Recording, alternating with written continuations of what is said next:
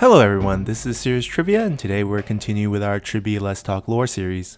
Last episode, we left off as Huang Gai rushed into Zhou Yu's tent with something important to say. As it was already late in the day, Zhou Yu asked Huang Gai what's so urgent. Huang Gai replies, "The war has already started. The enemy outnumbers us greatly in both manpower and supplies, so the longer we drag out this war, the worse it will be for us. Our best hope is to force a showdown with the enemy soon and try to use fire to neutralize the enemy's advantages." Taken aback, Zhou Yu asked Huang Gai who told him about the fire plan, as he and Zhuge Liang had just had this conversation earlier in the day. Huang Gai answers no one and reminds Zhou Yu that he's been a general longer than he has been alive.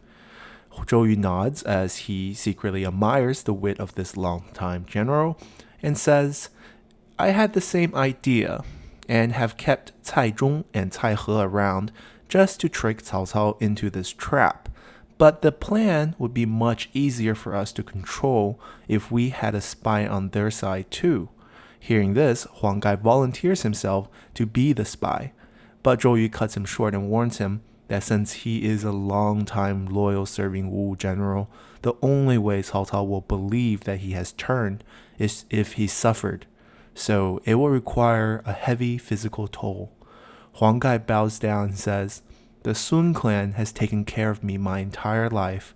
If at the end of my life I can be of any service, then I'm ready to take whatever toll the plan will require." Zhou Yu agrees and whispers his plan to Huang Gai.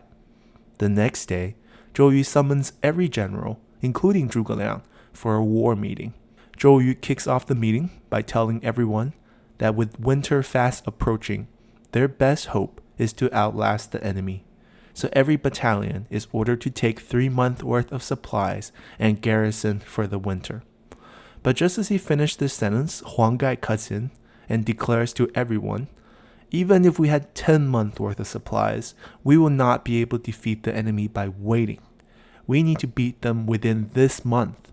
If the commander-in-chief thinks waiting out the enemy is our best strategy, then perhaps I was wrong, and I should have listened to Zhang Zhao back then and suggested to our Lord that our best hope is to surrender." Zhou Yu slams the table and brings out Sun Quan's sword as he says, "Our Lord handed me this sword to kill anyone who dared to speak surrender again. You are clearly challenging my command and trying to sway the morale of our troop to surrender to the enemy. I hereby order your execution right now. Guards, drag him out and bring me back his head." Huang Gai wrestles free away from the guards that tries to restrain him and yells back at Zhou Yu, "I've been serving the Sun clan before you were born.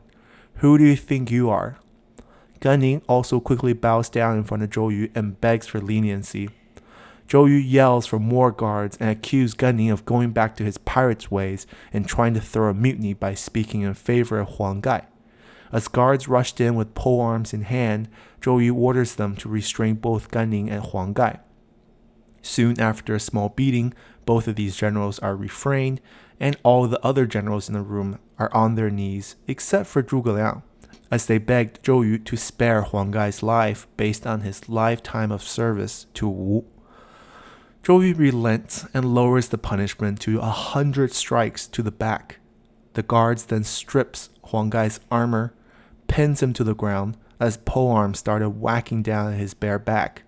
After just a few strikes, Huang Gai's skin has broken and blood started splattering around the room as everyone was still on their knees pleading with Zhou Yu for leniency. After 50 strikes, Zhou Yu finally tells the guards to stop and tells Huang Gai that if you ever challenge my authorities again, then the other 50 will come. At this point, Huang Gai is basically half dead as his flesh looked like mincemeat. Guards dragged him back to his tent, and medic finally came to give him treatment as Huang Gai has already blacked out multiple times from the pain. Later that day, Lu Su sailed to Zhuge Liang's little boat, angrily asking him why he didn't try to stop Zhou Yu and help Huang Gai. Since he is a guest here in Wu, his plea would have carried much more weight, as it would have been harder for Zhou Yu to say no to an ally rather than his own generals.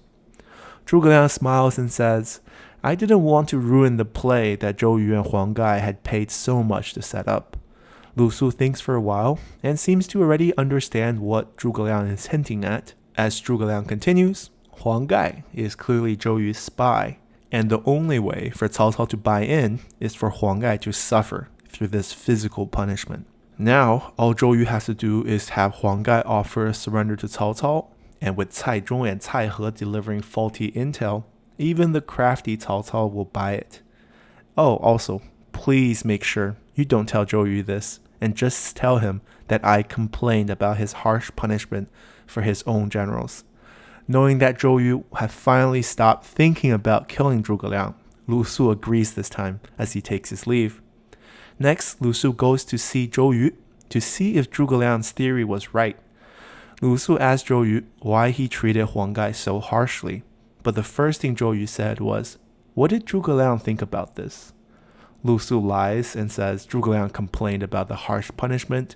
Hearing this, Zhou Yu laughs as he excitedly shares his plan with Lu Su. Zhou Yu confidently says, if this ploy tricked Zhuge Liang, then Cao Cao will surely buy in without a problem. Lu Su secretly laughs at Zhou Yu as Zhuge Liang was right once again, but to maintain this delicate peace, he kept his mouth shut. Back in Huang Gai's tent, Huang Gai's dear friend, Kan Ze, comes to see him. Kan Ze asks Huang Gai if he pissed off Zhou Yu somehow to deserve such harsh punishment. Huang Gai grabs Kan Ze and whispers their plan to him, as Huang Gai trusted his friend with his life. After telling Kan Ze the plan, Huang Gai painfully flips himself off the bed and bows down in front of Kan Ze. Confused, Kan Ze quickly tries to help Huang Gai up, but Huang Gai stays firmly planted to the ground and asks Kan Ze, "My friend, I know you are witty, but more importantly, you are brave. So I must ask you to undertake a dangerous mission, but an important mission for me and for all of Wu. I need you to sail to Cao Cao's camp as my representative and deliver this letter to Cao Cao and try to convince him that my surrender is genuine." Now, this is indeed a dangerous task, as Cao Cao is a suspicious individual. But seeing that his old friend has already gone through so much pain to reach this point, Kan Ze agrees, and even though it's already freezing cold and already late into the night, Kan Ze grabs Huang Gai's surrender letter and headed out right away as he dressed up as a fisherman and took a small raft and sailed towards Cao Cao's camp. Once close to Cao Cao's camp, he alerted the guards and claimed that he was a Wu strategist with important matters to see Cao Cao. The guards brought him into Cao Cao's tent, and Cao Cao asked him, "If you're a Wu strategist, then what are you doing here?" Kan Ze took a look at Cao Cao, who was very alert and had guards protecting him, and then turned around as he cried out to the night sky. People all say that the great Lord Cao Cao thirsts for talent, but clearly this is not the case. Huang Gai, you have turned to the wrong person for help.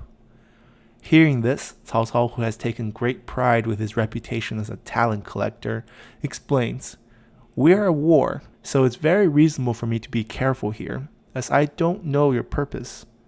Kan Ze bows down and presents Huang Gai's letter and says, "My friend Huang Gai has served Wu faithfully his entire life for 3 different generations of Sun lords. But today, because of an argument over strategy with Zhou Yu, he was beaten senseless in front of all the other generals. For my friend, this was not just a physical toll, but a mark of shame against his honor. That youngling Zhou Yu has no respect for old generals who come before him, so he rather surrender to someone who appreciates talent, like yourself." Cao Cao nods as he reads over the letter, then he read it again, and read it again, and again, and after reading it over around 10 times, Cao Cao throws the letter to the ground and summons his guard to execute Kan Ze. As he was dragged out by the guards, Kan Ze, with a stoic face, stared up at the sky and started laughing. Cao Cao then stops the guard and says, "I saw through Zhou Yu and Huang Gai's tricks, so why are you laughing now when you face certain death?" Kan Ze replies, "I'm not laughing at you. I'm laughing at Huang Gai's foolishness to think Cao Cao is a wise lord worth serving and surrendering to." Cao Cao orders Kan Ze to be brought back and asks him, what he means by this statement. Kan Ze turns his head and simply says, "Just kill me. There's no need to explain." This makes Cao Cao even more curious, as Cao Cao explains, "I have studied war manuals and books of strategy since I was a young man. This letter is clearly a trap." Kan Ze asks, "What part of this letter says is a trap?" Cao Cao continues to explain, "If this letter was a genuine surrender letter, then why does it not detail the time and place of Huang Gai's surrender? It just says he'll bring ships and supplies along with him." Kan Ze hears this and laughs even harder and says, "If this is the extent of your mastery of strategy, then perhaps you should pack up and return north, as you will be no match to Zhou Yu." Kan Ze then goes on to explain, "It's commonplace to not include sensitive information like that on the first letter.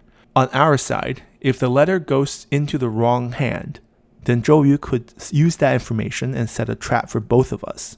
For your side, if you knew too much detail about the time and place, then naturally you will try to prepare for the pickup. Then Zhou Yu scouts might pick up on such activities and preparations and deduct what will happen.